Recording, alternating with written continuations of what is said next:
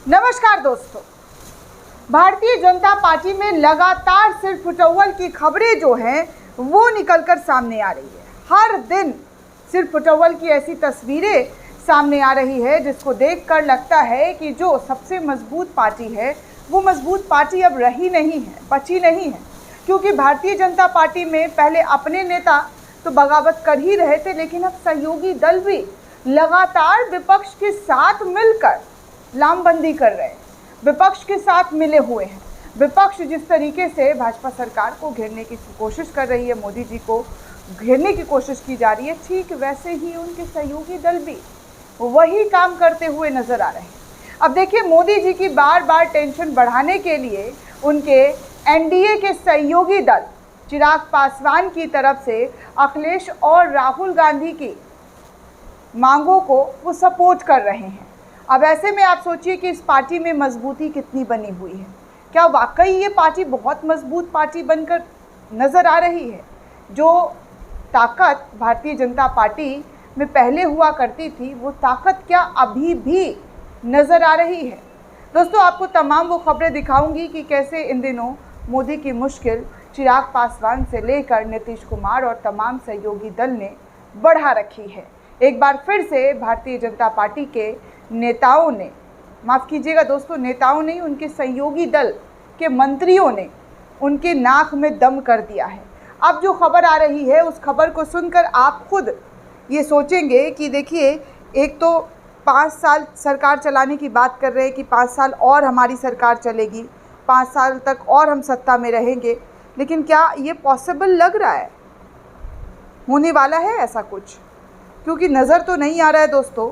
जो खबर मैं आपको दिखाने वाली हूँ उस खबर को देखकर आप खुद समझ जाएंगे कि भारतीय जनता पार्टी में मोदी की कुर्सी जो है वो बहुत कमज़ोर हो चुकी है और इस कुर्सी को बस किसी भी वक्त गिरने का इंतज़ार है।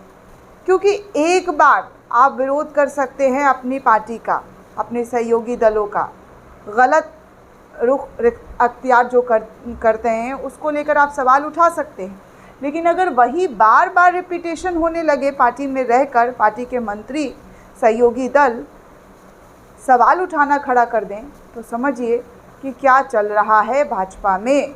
मजबूत नेतृत्व कहीं से कहीं तक अब बीजेपी की बची हुई नहीं है दोस्तों, क्योंकि अब उनके पास हर तरीके से घेरने वाले सहयोगी दल खड़े हुए हैं। विपक्ष घेर रहा है तो समझ में आता है कि विपक्ष जो है वो सत्ताधारियों को घेरता है, उनका काम है। जैसे अब मेरा वर्क है आपको खबर दिखाना, वैसे ही विपक्षी दलों का काम है कि वो उनको घेरे, उनके गलत नीतियों पर सवाल उठाए। लेकिन जब साथी दल भी यही करने लग जाएंगे तो समझ में आता है कि सब सही नहीं चल रहा है। देखिए, एबीपी न्यूज़ के हवाले से खबर आ रही है दोस्तों। एबीपी न्यूज़ लिखता है कि चिराग पासवान ने फिर बढ़ाई बीजेपी की टेंशन, राहुल अखिलेश की मांग में मिलाई हाँ में हाँ। यानी कि जो राहुल अखिलेश मांग कर रहे हैं उस मांग पे चिराग पासवान जो है हाँ में हाँ मिलाते हुए नज़र आ रहे हैं। कह रहे हैं हाँ, राहुल और अखिलेश जो बातें कर रहे हैं वो सही है।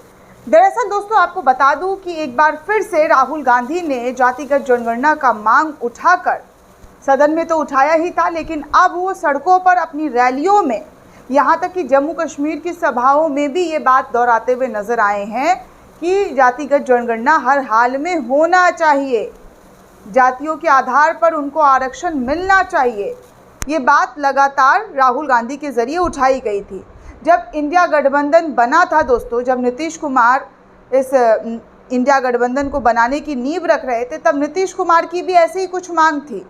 तब चिराग पासवान का कोई स्टेटमेंट उस वक्त नहीं आ रहा था, लेकिन इंडिया गठबंधन ने लोकसभा चुनाव लड़ा और लड़ने के बाद एक मजबूत विपक्ष के तौर पर सत्ता में वो आई।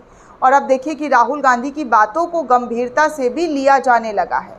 अब राहुल गांधी की बातों को उनके बीजेपी या एनडीए के नेता जो है बड़े गौर से, बड़े तसल्ली से सुन रहे हैं। एक तरफ तो जातिगत जनगणना को लेकर बीजेपी के तमाम नेता, इनफैक्ट मोदी जी भी एकदम खिलाफ खड़े हुए हैं, कह रहे हैं कि नहीं, ये तो विपक्ष की ओछी राजनीति है, छोटी राजनीति है लोगों को बांटने की। लेकिन अब उनके सहयोगी दल मोदी जी के, चिराग पासवान, जो मोदी जी को दिल में बसा कर रखते हैं, वो चिराग पासवान भी जातिगत जनगणना को लेकर खुलकर राहुल और अखिलेश यादव का समर्थन कर रहे हैं। अब देखिए एबीपी न्यूज़ के हवाले से क्या खबर आई है वो भी मैं आपको बता दूं। एबीपी न्यूज़ लिखता है कि केंद्रीय मंत्री और लोक जनशक्ति पार्टी के प्रमुख चिराग पासवान ने राष्ट्रव्यापी जातिगत जनगणना का समर्थन दे दिया है। जातिगत जनगणना को लेकर कहा जा रहा है कि इंडिया अलायंस की तरफ से एक राष्ट्रव्यापी आंदोलन शुरू किया जाएगा, जिसको चिराग पासवान ने समर्थन दे दिया है। इस दौरान रांची में प्रेस कॉन्फ्रेंस करते हुए केंद्रीय मंत्री चिराग पासवान ने कहा कि उनकी पार्टी ने इसे लेकर अपना रुख हमेशा ही स्पष्ट रखा है। हम लोग चाहते हैं कि जातिगत जनगणना हो। इसके साथ ही चिराग ने यह भी कहा कि यदि इस आंकड़े को सार्वजनिक किए गए तो समाज में विभाजन पैदा होगा। न्यूज़ एजेंसी पीटीआई के रिपोर्ट के मुताबिक जातिगत जनगणना पर केंद्रीय मंत्री चिराग पासवान ने कहा है कि इसका कारण है कि कई राज्य सरकार और केंद्र सरकार कई योजनाएं बनाती हैं जो किसी जाति को मुख्य धारा के साथ जोड़ने के मद्देनज़र तैयार की जाती है। ये सब चिराग पासवान अपने प्रेस कॉन्फ्रेंस में कहते हुए नजर आए। ऐसे में उस जाति की आबादी की जानकारी सरकार के पास होनी चाहिए ताकि उसके अनुपात में राशि आवंटित की जा सके। ऐसे में इन आंकड़ों को सार्वजनिक करने के मैं पक्षधर हूँ, क्योंकि इससे समाज में दरार पैदा होगी। केंद्रीय मंत्री चिराग पासवान ने कहा कि मैं हमेशा इस बात पर जोर दिया है, हमारी पार्टी इस बात पर हमेशा जोर देती है और चाहती है कि जातिगत जनगणना जो है वो कराई जाए। इससे ये सुनिश्चित होगा कि सरकार के पास सही आंकड़े हों। मगर मैं मानता हूँ ये आंकड़े कम से कम सरकारों के पास होनी तो चाहिए, क्योंकि चिराग के दिवंगत पिता स्वर्गीय पिता रामविलास पासवान देश के सबसे बड़े दलित नेताओं में से एक हैं। दरअसल चिराग पासवान जो है दोस्तों कल रविवार 25 अगस्त को रांची में लोक जनशक्ति पार्टी की राष्ट्रीय कार्यकारिणी की बैठक में 5 साल के लिए फिर से अध्यक्ष चुना गया। इस दौरान पासवान ने कहा कि बैठक में ये निर्णय सर्वसम्मति से लिया गया है। उन्होंने कहा कि राष्ट्रीय कार्यकारिणी ने यहाँ अपनी बैठक में मुझे अगले 5 साल के लिए पुनः निर्वाचित कर दिया गया है, तो वो फिर से अपनी पार्टी के राष्ट्रीय अध्यक्ष बन गए हैं। तो इस तरीके की बातें जो है वो लगातार दिखाई सुनाई दे रही है। अब ऐसे में चिराग पासवान ने खुलकर जो समर्थन किया है उससे तो आप समझ ही सकते हैं कि क्या चल रहा है पार्टी में और किस तरीके से चिराग पासवान ने एक बार फिर से बीजेपी की टेंशन बढ़ा दी है। वहीं दूसरी तरफ, जी हाँ, दूसरी तरफ जदयू ने भी टेंशन बढ़ा दी है दोस्तों। नीतीश कुमार ने भी बहुत भारी झटका दे दिया है मोदी जी को, विश्वगुरु को, जो वॉर रुकवा देते हैं, कहीं का भी जाते हैं फट से चुटकी बजाकर वॉर रुकवाने का टैलेंट है हमारे मोदी जी में। तो अब इसी टैलेंट को परखते हुए बीजेपी के सहयोगी दल नीतीश कुमार की पार्टी के प्रवक्ता केसी त्यागी ने भी मोदी जी से अपील कर ली है, और ये अपील इजराइल के ख़िलाफ़ है, फ़िलिस्तीन के समर्थन में है। आपको बता दें दोस्तों कि जदयू के नेता केसी त्यागी जो है बार बार ये कह रहे हैं कि इजराइल को लेकर एनडीए में दो फाड़ हो चुका है, फूट हो चुका है। जदयू ने विपक्ष के साथ मिलाया सुर कर दी ये तमाम मांगे, ऐसी आर्टिकल खबर निकलकर सामने आ रही है। कहा जा रहा है कि जदयू के सीनियर नेता, जी हाँ, जदयू के सीनियर नेता जो हैं वो कह रहे हैं कांग्रेस, समाजवादी पार्टी और आम आदमी पार्टी की तरह समर्थन करते हुए, उन तमाम लोगों को समर्थन देते हुए कि केंद्र सरकार को इजराइल की मदद तत्काल बंद कर देनी चाहिए। उनका कहना है कि भारत सरकार मासूम फ़िलिस्तीनियों की जान लेने वाले इजराइल को हथियार की सप्लाई कर रहा है, जिस पर तुरंत रोक लगनी चाहिए। उन्होंने कहा कि फ़िलिस्तीनियों के नरसंहार में भारत इजराइल के साथ नहीं खड़ा है। इसको लेकर उन्होंने इस बात पर जो है अपनी आपत्ति जताई और सरकार से मांग की कि आप जो हथियार सप्लाई कर रहे हैं इजराइल को, वो हथियार फ़ौरन रूप से बंद कर देना चाहिए।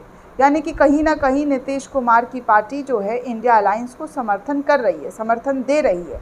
तभी तो वो विपक्षों की तरह, विपक्षी दल के पार्टियों की तरह जो है इस बात से भी एतराज़ जता रहे हैं, आपत्ति कर रहे हैं कि भैया इजराइल जो कर रहा है वो गलत है।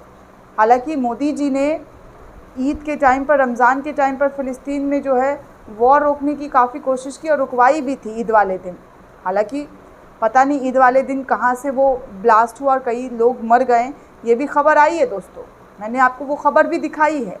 लेकिन खैर छोड़िए क्या चल रहा है क्या नहीं चल रहा है, लेकिन ये ज़रूर चल रहा है कि बीजेपी के तमाम सहयोगी पार्टी इस वक्त भाजपा को टेंशन देते हुए नज़र आ रहे हैं, उनको सबक सिखाते हुए नज़र आ रहे हैं। पार्टी में इस वक्त ज़बरदस्त तरीके का तकरार जो है वो देखने सुनने को मिल रहा है। दोस्तों, इस पूरे रिपोर्ट को लेकर आप क्या सोचते हैं, आपकी क्या प्रतिक्रिया, हमें कमेंट करके ज़रूर बताइएगा। साथ ही साथ अगर आपने अब तक चैनल को सब्सक्राइब नहीं किया है तो जल्दी से चैनल को सब्सक्राइब कीजिए ताकि हर अपडेट, हर जानकारी आपको मिल सके। धन्यवाद दोस्तों।